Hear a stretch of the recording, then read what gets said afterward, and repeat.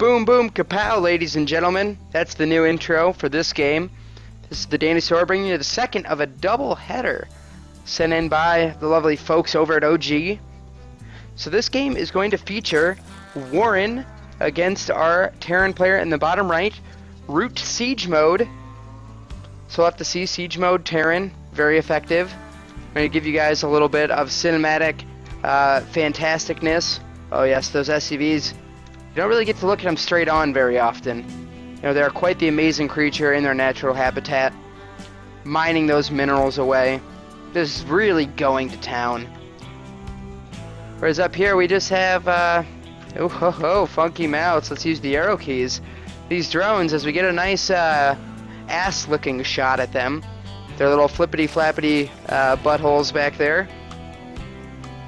You can see they're a rather disgusting creature, but then again, Warren chose them, so what does that say about his life choices? Who knows? The things that you learn about someone from playing StarCraft.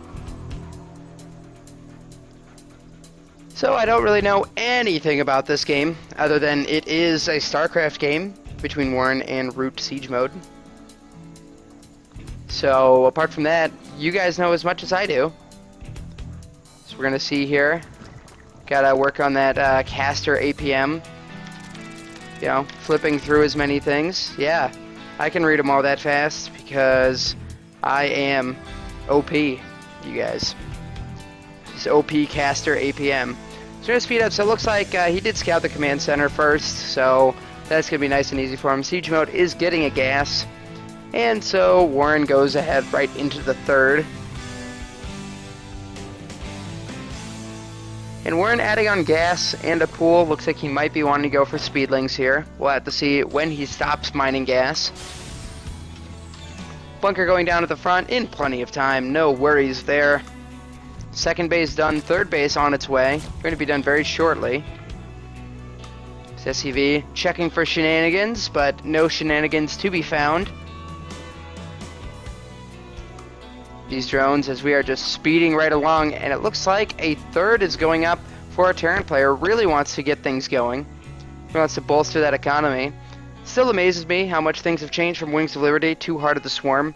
Wings of Liberty was very much 1 or 2 base play. Third was a little iffy, but now it's 3 base play is kind of standard for Terran and Zerg. Protoss a little bit behind, but thirds are still vitally important to what they want to do. They're able to do some more in-game composition, such as some sky toss sort of things. And it was Zergling speed, but he kept just one drone going on that, so we'll have to see when he decides to get his lair going as we approach that 7-minute mark. And not a whole lot going on here. Neither player looks to be doing any sort of all-in, just some Hellions stim pack going down. And just 10 lengths. Here we go. Evolution Chamber kind of walling off that front, anticipating those Hellions. He does see those come out. Once those get across, we will kind of slow things down, see what happens. And he definitely knows that those are incoming. So now we'll see the Terran here just making SCVs, sending down mules from that orbital. Our Zerg player really has a very nice map presence, able to see a lot of things here. And now, yes, I did slow it down to normal. Do not want to do that. Now 4 Hellions swing into this natural, relatively undefended. But just a single queen here and these lings will come down and that will be a-okay for him. No worries there as he is getting 1-1 and 12 more speedlings, adding additional gases. And a baitling nest. He is getting that Overlord speed as well. And these Hellions just not able to do a whole lot. And these lings easily surround that one. So it does go down just a bit. Again, Warren's vision is fantastic. There's really not going to be any drops that he doesn't see coming unless they take a very irregular flight path, something right, kind of splitting the difference here. But that would be pretty rare, and he does see that these Hellions are going to slow down his creep speed just a little bit. Oh, and that queen does get there in time to block. We'll have to see with the creep, can he get a decent surround?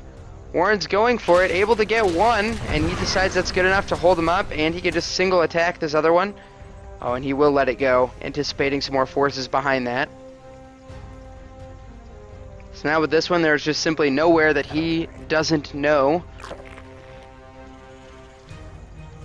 And this base still not lifted off. He is going up at 75 drones to 65. This game is getting out of control very quickly. More and more links coming down on 1-1. He may be trying for some sort of timing attack here. With this great wall up front, he'd have to do something like a Baneling bust, but I don't anticipate that being too effective. He is hiding a good amount of Zerglings over here. He is now up to 46, so with that amount, he definitely wants to do something. He has a Spire going down to see if there is a Mutalisk switch, and he goes right into 2-2. So he certainly wants to get something done with these Zerglings and with melee attacking units. Wouldn't be surprised to see him go into something like Ultralists later on. If only Ultralords were a thing, you guys, that would be just fantastic. But these centrifugal hooks will make those Banelings a bit faster, as Terran is going to get his combat shields going, and he already has 1-1 completed. So pretty even on upgrades, but Warren will pull ahead when he gets that 2-2. 2-2 hasn't been started, but more reactors and things, so now it's kind of the time. I think that Warren has a little bit of an opening here. If he can catch some forces off guard, looks like he may have a spear with those Lings and Banelings. Now he has 100 Lings, and here they fly into this third base right as that's about to go down. So it'll be quite annoying, and this massive swell here. Whoops, and I did slow things down just a little bit. Oh, and pretty good service area as he goes and attacks. Took him a little bit. Oh no, and those Banelings able to do so much. And thus far, he's lost 56 Lings, but 50 Marines at 21 SCVs, so this is a big-time lead for Warren. And he is continuing his assault as these Widow Mines could do a lot, but no, with just individual Zerglings there. And there is that Baneling bust streaming in. Can he get the Banelings into the worker line? And he does, and so much goes down. There's nothing left. Siege mode. So few, just under 22 SCVs, does not have the army to fight this off against the massive economy, and that's just going to be GG. I do not think that that is going to continue to be an issue. He's basically all in at this point. 6 mules are going to land, but in all honesty, really, what are you going to do, Siege Mode? I think Warren just simply has you beat, as he does have 8 mutas now.